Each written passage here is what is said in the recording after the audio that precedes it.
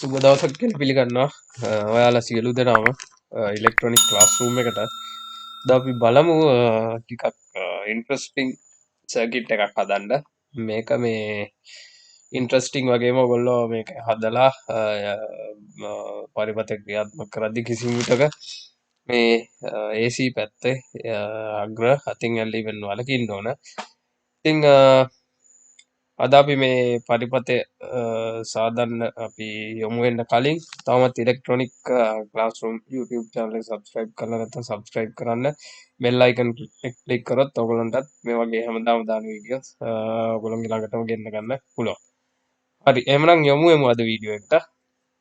මේක තමයි ඇත්තටම ඉතා කුඩා ඉන්වර්ටර් එකක් සහ effective ඉන්වර්ටර් එකක්. ඒතකොට මේකට අපිට input එක හැටියට වෝල්ට් 3.7 අපිට තියෙන ඔය ලිතියම් අයන් බැටරි එකක් පාවිච්චි කරන්න පුළුවන් 6 වෝල්ට් බැටරි එකක් හරි 9 වෝල්ට් බැටරි එකක් හරි ඉන්පුට් කරලා අපිට 230 වෝල්ට් අවුට්පුට් එකක් ගන්න පුළුවන්. මේ වගේ 3 වොට් LED බල්බ් දැල්වන්න පුළුවන්. ඒ වගේම වොට් 0.5 ඉඳන් වොට් 0.5 ඉඳලා වොට් 6ක් විතර වෙනකන් LED බල්බ්ස් මේකෙන් 230 වෝල්ට් දැල්වන්න පුළුවන්. ඉතින් මේකට ඕන වෙන්නේ ඇත්තටම කොම්පොනන්ට්ස් තුනයි. මම ඩිස්ක්‍රිප්ෂන් එක දැම්මා වගේ. එතකොට ඕන වෙනවා මෙතනට අපිට BD 139 ට්‍රාන්සිස්ටර් එක තමයි මම මෙතන පාවිච්චි කරේ. මේක මීඩියම් පවර් ට්‍රාන්සිස්ටර් එකක්. ඒකත් එක්කම අපිට මේ ෆෙරයිඩ් කෝ ට්‍රාන්ස්ෆෝමර් එකක් අවශ්‍ය වෙනවා.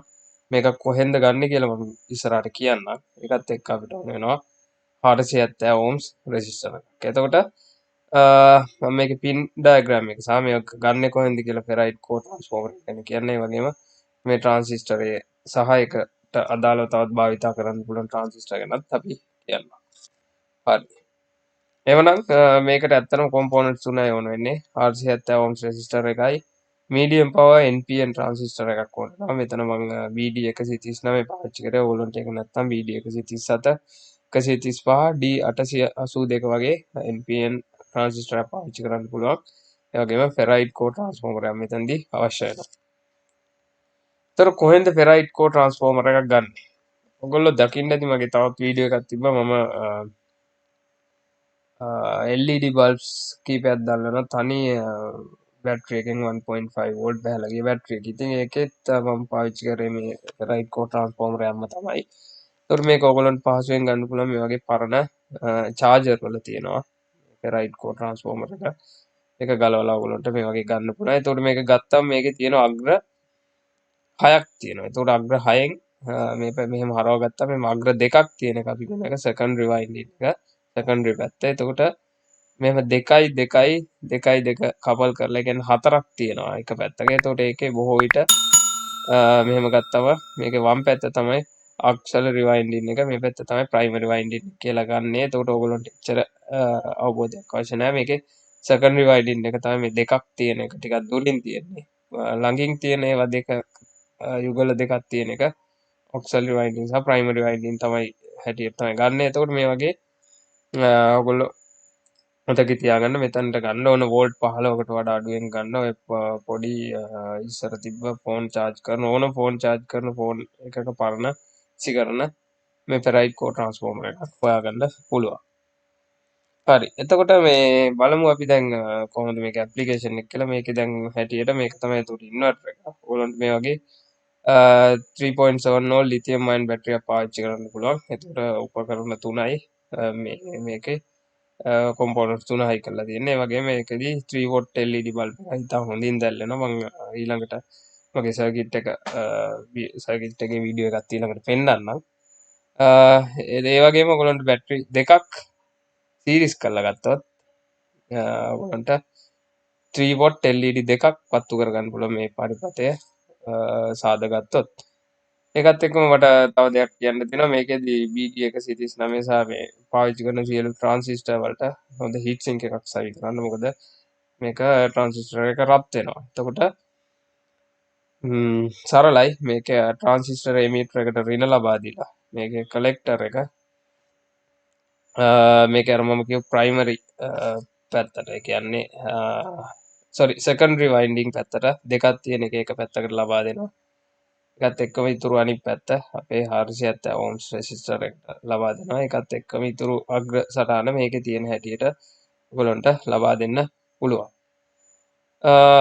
විශේෂ කාරණා මතක තියාගන්න ඕනේ මේකට උපරිම වොට් 6 දක්වා තමයි ලෝඩ් කරන්න පුළුවන් LED වගේ බල්බ්ස් ලෝඩ් කරන්න පුළුවන් ඔයගලන්ට ලෝඩ් එක හැටියට.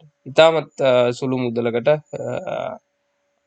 අපතේ දාන පරණ චාර්ජර් එකක් හොයාගත්තොත් ඔයගලන්ට මේ විදුලිය කප්පාදු කරන මේ කාලවල වලට මේක ඉතා හොඳ පිළියමක් වෙයි කියලා මම හිතනවා.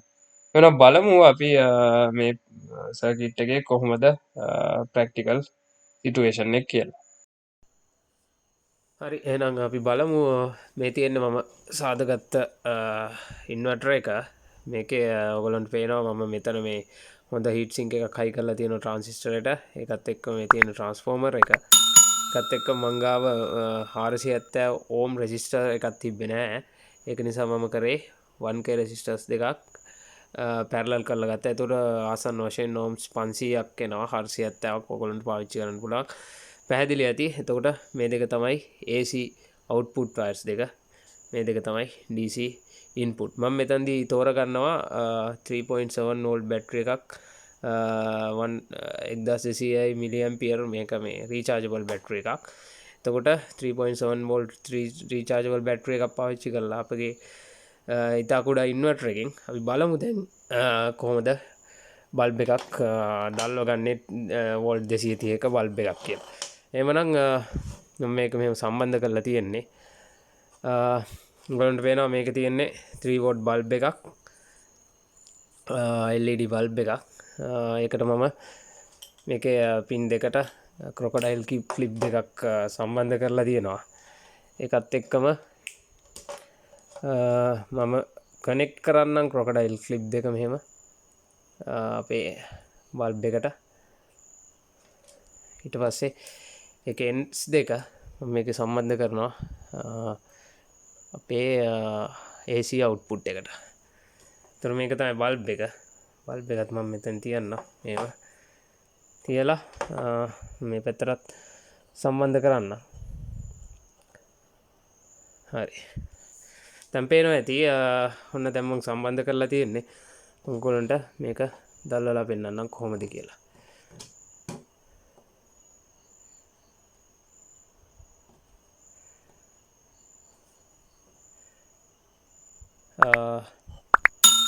ඔයගොල්ලන්ට පේනවා ඇති ඉතාමත් දීප්තිමත් ලෙස දැල්වෙනවා මේ අවස්ථාවේදී බල්බ් එක. ඉතාමත් දීප්තිමත් ලෙස ඔයගොල්ලන්ට පේනවා ඇති ඉතාමත් දීප්තිමත් ලෙස දැල්වෙනවා අපේ බැටරියෙන් අපි හදාගත්ත ඉන්වර්ටර් එක. මම මගේ බෑග්ග්‍රවුන්ඩ් එකේ ලයිට් එක ඔෆ් කරනවා. එතකොට ඔයගොල්ලන්ට එළිය බලා ගන්න පුළුවන්. ඉතාමත් දීප්තිමත් හොඳ එළියක් තියෙනවා. ඔයගොල්ලන්ට කරන්ට් එක ගිය වෙලාවට ඉතාමත් හොඳින් මේ බල්බ් එකෙන් ඕනම් වැඩක් කරගන්න පුළුවන්. ඔයගොල්ලන්ට පේනවා ඇති දැන් මම බෑග්ග්‍රවුන්ඩ් එකේ ලයිට් එක ඔෆ් කරලා තියෙන වෙලාවෙත් මේකෙන් ඉතා හොඳ දීප්තිමත් එළියක් ලබා ගන්න පුළුවන් මේ ඉතා කුඩා ඉන්වර්ටර් එකක් වුණත්. එහෙමනම් ඉලෙක්ට්‍රොනික් ක්ලාස්රූම් YouTube channel එක තාම subscribe කරලා නැත්නම් subscribe කරන්න. පහත් තියෙන bell icon එකත් click කරොත් ඔයගොල්ලන්ට හැමදාම දාන මේ වගේ වීඩියෝ ඔයගොල්ලෝ ළඟටම ගෙන්න ගන්න පුළුවන්. එහෙමනම් මේ ඉන්වර්ටර් එක ගැන ඔයගොල්ලන්ගේ comments වාල comment section එකේ comment කරන්න. මේ වගේම ඔයගොල්ලන්ට මේකේ 3.7 volt battery එකකට නැත්නම් ඔයගොල්ලන්ට 6 volt 9 volt ඕනම battery එකක් පාවිච්චි කරන්න පුළුවන්. ඒ වගේම මේ වගේ LED දෙකක් උනත් දැල්ව ගන්න පුළුවන් උපරිම. මතක තියාගන්න මේකේ උපරිම voltage එක watt 6ක් පමණයි. watt 6ක් දක්වා ඔයගොල්ලන්ට බලයක් ගන්න පුළුවන්. ඒ වගේම හොඳ heat sink එකක් පාවිච්චි කරන්න ට්‍රාන්සිස්ටරේට. එහෙමනම් තවත් මේ වගේ වැදගත් වටින වීඩියෝ එකකින් අපි හමු වෙමු. ඔයගොල්ලන්ට සුබ දවසක්.